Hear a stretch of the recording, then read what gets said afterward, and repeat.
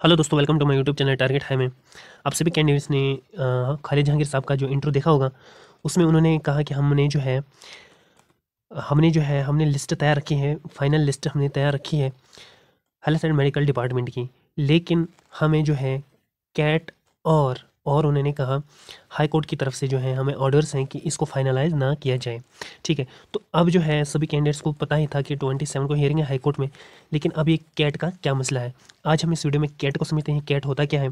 ठीक है, और आगे जो है सबसे पहले जो ये नोटिस गई थी, जो ये रिट गई थी कैट में, उसको भी सबसे पहले समझते हैं। उसके बाद आते हैं कैट को अच्छे से समझते हैं, डायरेक्टली समझते हैं। तो चलते हैं हम वहाँ पे। पहले देखिए, जो केस चल रहा था ना हेल्थ और मेडिकल डिपार्टमेंट का, मैंने पहले भी कहा था ये आज से नहीं, ये कई सालों से चला आ रहा है।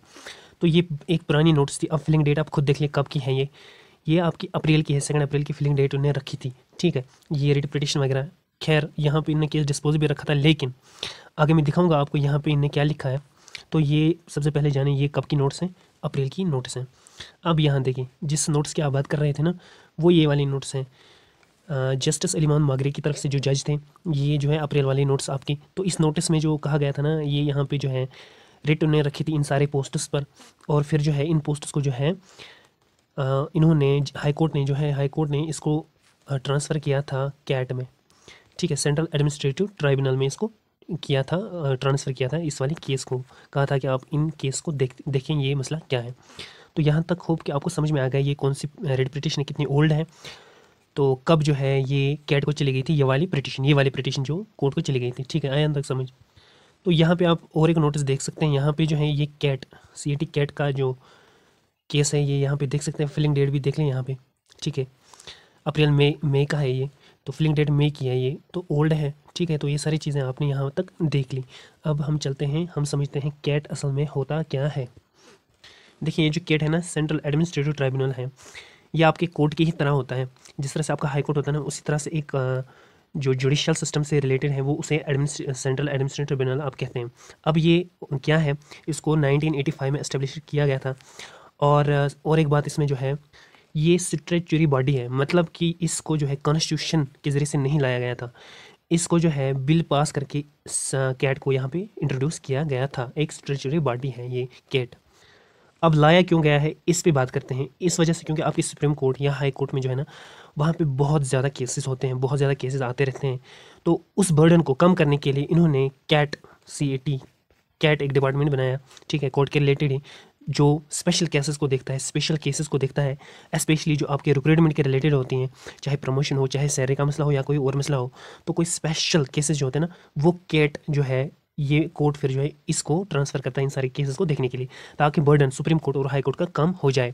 तो मेन बात जो है सेंट्रल एडमिनिस्ट्रेटिव ट्रिब्यूनल की यही होती है। अब यहाँ पे कुछ पॉइंट्स आप खुद देख लें, मैं बताऊंगा। यहाँ पे देखें, आप खुद कुछ पढ़ें आप। ये जो है tribunals can be described as minor courts. ये जो है ना, ये माइनर कोर्ट आप मान लें। ये इस तरह से हाई कोर्ट की तरह, मतलब हाई कोर्ट नहीं है, ये माइनर कोर्ट है। यानी कि ये किसके अंडर होगा, हाई कोर्ट के अंडर आ सकता है, सुप्रीम कोर्ट के अंडर आ सकता है। कौन, एडमिनिस्ट्रेटिव ट्रिब्यूनल। ये माइनर छोटा कोर्ट है कंपेयर टू हाई कोर्ट से, माइनर कोर्ट है। ठीक है, तो एडजस्ट डिस्प्यूट इन स्पेशल केस, तो इसमें जो है स्पेशल केसेस आपको देखने को मिलेंगे। अच्छा, यहाँ पे देखें आप, ये एक लीगल सिस्टम है। इसमें बिल्कुल लीगली जो है एक तरह से लीगल वे से देखा जाता है। और डिसीजन जो है सिविल एंड क्रिमिनल केसेस के बेसिस पे जो है डिसीजन दिए जाते हैं। ये एक क्वासी जुडिशल बॉडी है, मतलब कि ये एक कंप्लीट, आप नहीं मान सकते कि एक जुडिशल बॉडी है। ठीक है, हाँ, मैं यहाँ से आप इसे कहते हैं, ये complete, it is a judicial body, complete judicial body आपका हाई कोर्ट है। ठीक है, जुडिशरी सिस्टम के साथ जो जुड़ा है, कानून के साथ जो है, ये फुली है। ये नहीं है जनाब, आपका कैट फुली नहीं है इसके साथ। तो यहाँ पे डील विद स्पेशल केसेस जो मैंने पहले ही बता दिया। और ये यहाँ पे जो है आपकी वेराइटीज़ ऑफ केसेस आते रहते हैं आपके हाई कोर्ट में, ये तो आपको पता ही है। अच्छा, जो डिसीजन ये देता है ना CAT, इनको आप अवार्ड्स कहते हैं। जो डिसीजन ये देता है उनको जजमेंट्स आप कह सकते हैं, या डिक्री कह सकते हो। ठीक है, तो यहाँ पे और एक पॉइंट्स देखते हैं। यहाँ पे ये डिपेंड ऑन द लेजिस्लेचर पे करेगा, मतलब ये कानून पे ही यानी कि डिपेंड करेगा, इस पे इसका कानून डिपेंड करेगा, सुप्रीम कोर्ट का कानून डिपेंड करेगा। ठीक है, लेकिन ये एक इंडिपेंडेंट बॉडी है, यानी कि ये खुद अपने फैसले ले सकता है। इसको किसी की ज़रूरत नहीं होती, किसी कानून की ज़रूरत नहीं होती, इसे सारे कानून पता है। ये खुद जो है एक इंडिपेंडेंट बॉडी है। ठीक है, तो ये कोई परमानेंट, ठीक है, ये तो कहाँ फिर परमानेंट होगा, जब इस पे कानून, जनाब आपकी कानून ही इस पे डिपेंड, ये डिपेंड कानून पे ही होगा, तो कौन सा परमानेंट है। तो ये आपके परमानेंट नेचर से। तो ये सारी चीज़ें आपको समझने में, मतलब आपको कोई लेक्चर नहीं इसमें सुनना।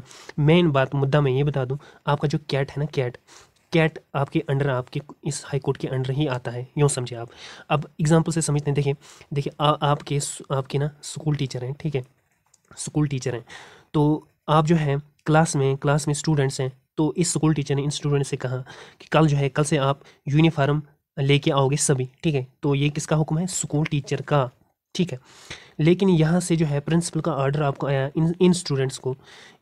प्रिंसिपल ने कहा नहीं, कल से जो है आपको यूनिफॉर्म लाने की ज़रूरत नहीं है। तो हुक्म किसका चलेगा? स्कूल टीचर का चलेगा या प्रिंसिपल का चलेगा? ऑब्वियसली प्रिंसिपल का ही चलेगा ना, जो हेड बॉडी है इसकी। तो सिमिलरली कैट भी इसी तरह से एक माइनर बॉडी होती है, ठीक है। तो छोटे मोटे केसेस ये देखता है, स्पेशल केसेस देखता है। तो जब आपके हाई कोर्ट की तरफ से ही ऑर्डर आ जाएगा तो कैट इसमें की कौन सी मुदाखलत फिर कर सकता है? तो इसमें जो है आपको घबराने की बिल्कुल भी ज़रूरत नहीं है। जो आप कह रहे थे ना कि इसमें कैट पे भी स्टे, आपका कैट जो है जब आपका हाई कोर्ट डिसीजन देगा ना, तो वो आपकी कैट को भी फिर मानना पड़ेगा। ये मेरे कहने का मतलब है यहाँ पे। अब लास्ट पे मैं और एक बात बता दूं कि जो जगह आपने खालिद जहांगीर साहब का जो इंटरव्यू देखा होगा ना, वो खुद बता रहे हैं इस पे अब स्टे हम नहीं निकाल सकते हैं इसका रिजल्ट। और उन्होंने खुद कहा कि within 1 week after vacation of stay, जब हम वैकेट स्टे को जब हो जाएगा 1 वीक तक जो है हम इसका रिजल्ट डिक्लेयर करेंगे। इसमें 1 वीक क्यों लगेगा, ये रीज़न भी मैं बता दूं। देखिए यहाँ से जो है अगर कोर्ट का ऑर्डर आता है ना, फिर ये ऑर्डर इसको अराइव होने तक, यानी कि आपके इस कोर्ट ऑर्डर को JKSSB के मतलब उन अथॉरिटीज़ तक पहुंचने में मतलब टाइम तो लगेगा ही ना। तो जिस तरह से आपने देखा था एज रिलैक्सेशन मांग रहे थे, तो वहाँ पे तो उन्होंने निकाला था ऑर्डर, हाँ जी जनाब ये एज रिलैक्सेशन हमने कर दी, लेकिन वो पहुँचा नहीं था JKSSB को नहीं पहुँचा था। इस वजह से उन्होंने अपनी वेबसाइट पर अपडेट ही नहीं किया था। तो इस वजह से आपको जो है 1 वीक तक लग सकता है after vacation of this order. तो होप करते हैं कि इसका जो है वैकेशन 27 को ही हो जाए, और 27 यानी कि आपकी जो है फरवरी की कुछ या फरवरी 3-4 फरवरी या 5 फरवरी इसके आसपास जो है आपको फिर फाइनल रिजल्ट देखने को मिलेगा। तो ये थी आपके लिए एक छोटी सी वीडियो। मिलते हैं अब नेक्स्ट वीडियो में, तब तक के लिए अपना ख्याल रखें, इस चैनल का भी। अल्लाह हाफ़िज़।